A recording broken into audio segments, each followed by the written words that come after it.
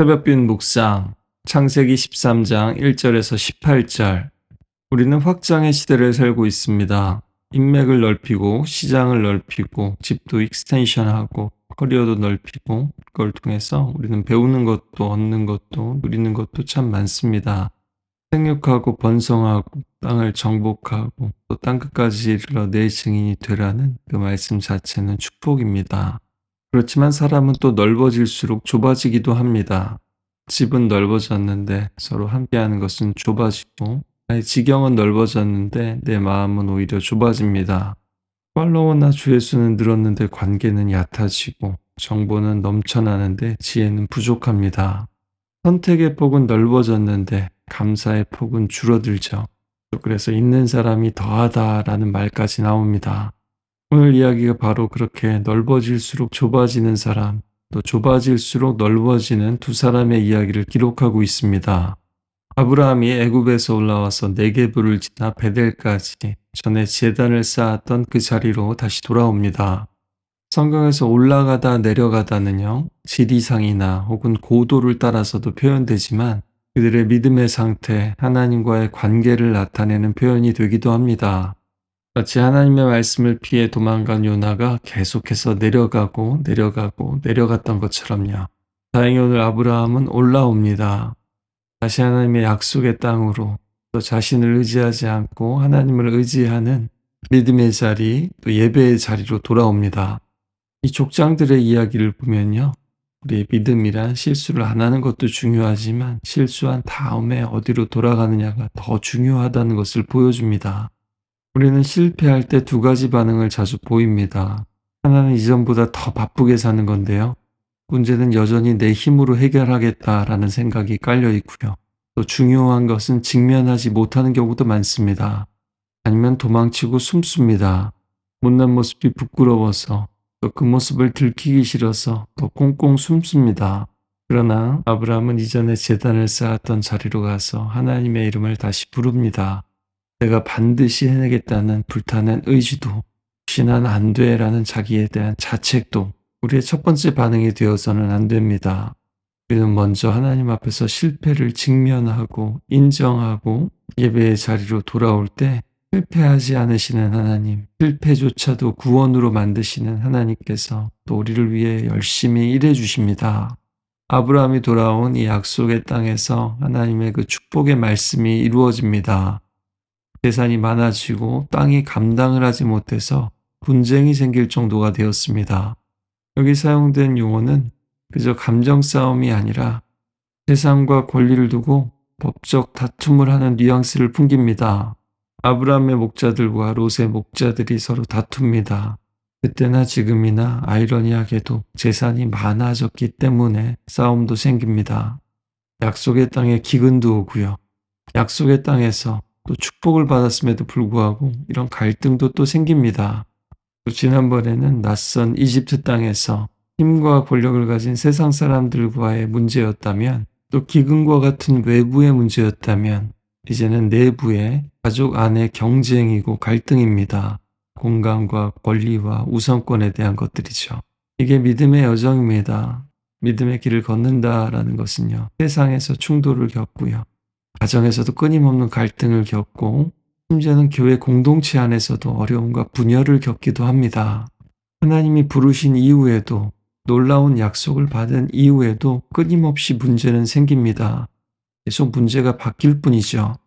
여러분, 이게 우리 인생의, 우리 믿음의 기본 설정, 디폴트 값이 되어야 됩니다. 우리에게 끊임없이 시험과 고난이 다가온다라는 것이요. 특히 풍요로워진다고 해서 화목도 자동으로 오는 것은 아닙니다. 가진 게 많아질수록 지켜야 될 것도 늘어나기 때문입니다. 그러면 더 가져야만 만족할 것 같고, 언제나 가진 것을 잃을까봐 빼앗길까봐 두려운 마음도 생깁니다. 그래서 절묘하게 이 상황에서 그때 가나안 사람과 브리스 사람도 그 땅에 거주했다라고 기록되어 있습니다. 우리 내부의 갈등이 내부의 갈등으로만 끝나지 않을 수 있다는 겁니다. 밖에서 누군가 보고 있습니다. 지켜보고 있다. 하나님이 보실 뿐만 아니라 세상 사람들도 보고 있다는 겁니다. 그래서 오늘 교회 안의 문제나 분열은 이 안에서만 끝나는 게 아니라 안 믿는 사람들에게 축복의 통로가 되는 것이 아니라 하나님을 이상한 분으로 여기게 하는 통로가 될 수도 있다라는 것을 마음에 새겨야 합니다. 따라서 우리가 분쟁을 해결하는 방식은 세상 사람들과는 달라야 합니다. 사람들 같으면 내가 먼저 약속을 받았다. 내가 먼저 찜했다. 내가 더 많이 일했다. 내가 더 어렵고 내가 더 필요하다. 자신의 지분이나 권리를 요구할 겁니다.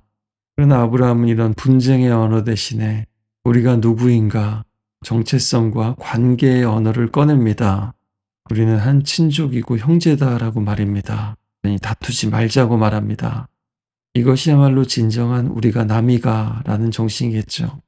교회도 가정도 우리가 형제라는 것을, 가족이라는 것을 잊어버리고 옳고 그름만을 따지게 될 때 결국에는 관계가 깨어지게 됩니다.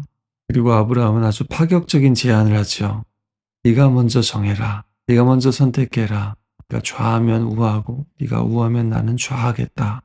아브라함은 이미 아버지를 여인 조카 롯을 데리고 여기까지 왔고 먼저 부르심을 받았고 윗사람인데 먼저 고르라고 말합니다. 이것은 그냥 도량도 아니고 계산도 아니고 그의 신앙 고백입니다. 이미 그는 이집트에서도 경험했죠. 내가 내 몫을 챙겨야 된다라는 생각을 버렸기 때문일 겁니다. 또 나는 약속의 땅을 떠났지만 하나님은 약속을 지키신다라는 믿음일 겁니다. 마틴 루터가 내가 가진 것은 전부 선물이다 라고 얘기했던 것처럼요. 그렇게 하나님의 약속을 붙잡는 사람은 공간이 좁아도 마음이 넓어집니다. 그는 이 분쟁을 끝내는 데서 멈추지 않고 조카 롯과의 관계를 살리기 위해서 자신의 권리를 내려놓은 겁니다. 보통 기복주의 신앙에 잘못 빠지면 하나님은 내 편이니까 라는 그 신앙이 그러니까 내가 더 가져도 된다 라는 생각으로 기울기가 쉽죠. 거꾸로 하나님이 내 편이시라면 내가 더 움켜쥘 이유가 아니라 내가 더 내어놓고 내려놓을 용기가 생기는 겁니다. 이것은 악한 사람들에게 이용만 당하라는 뜻이 아닙니다. 내가 내 몫을 지킨다고 정작 사랑하는 사람들을 잃어버리는 것은 아닌지 돌아보라는 겁니다. 또 현실적으로 때로는 분리나 격리를 통해서 오히려 형제됨을 지키는 것이 가능할 수 있다라는 것도 보여줍니다. 어떤 도구나 수단보다 더 중요한 것은 사람을 잃는 것이 아니라 사람을 얻는 것입니다. 내 사람을 만드는 것이 아니라 하나님께로 인도하는 겁니다. 그러자 롯이 눈을 들어서 봅니다. 아주 현실적인 눈이죠. 요단들이 훤히 보이는데 물이 넉넉하고 초지가 넓습니다. 여호와의 동산 같고 애굽 땅 같더랍니다. 낙원의 이미지와 함께 타락의 역사도 떠오릅니다. 기근에도 먹을 것이 넉넉했던 도시와 함께 아내를 팔아먹었던 기억도 떠오릅니다. 젖과 꿀이 흐르는 땅으로 롯은 나아갑니다.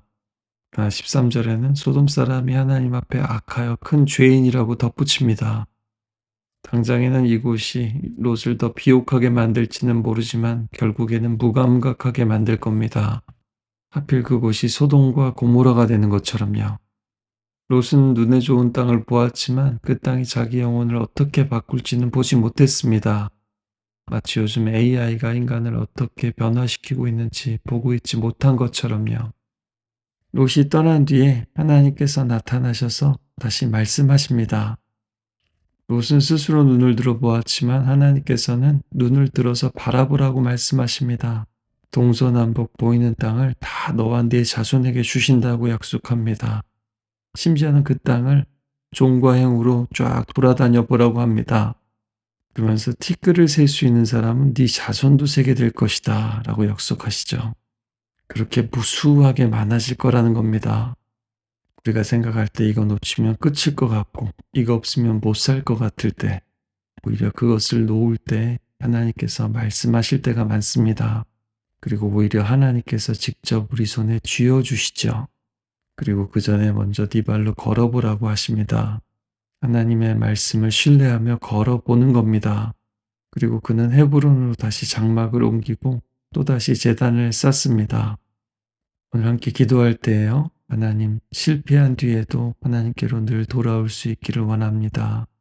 풍요보다도 사람을, 관계를 지킬 줄 아는 사람이 되게 하시고 하나님과 사람들 앞에서 화평케 하는 자가 되게 하시고 아무리 눈에 보기 좋아도 멸망할 것이 아니라 보이지 않는 하나님의 약속을 믿고 걸어가게 하옵소서. 이렇게 결단하며 기도하기를 원합니다.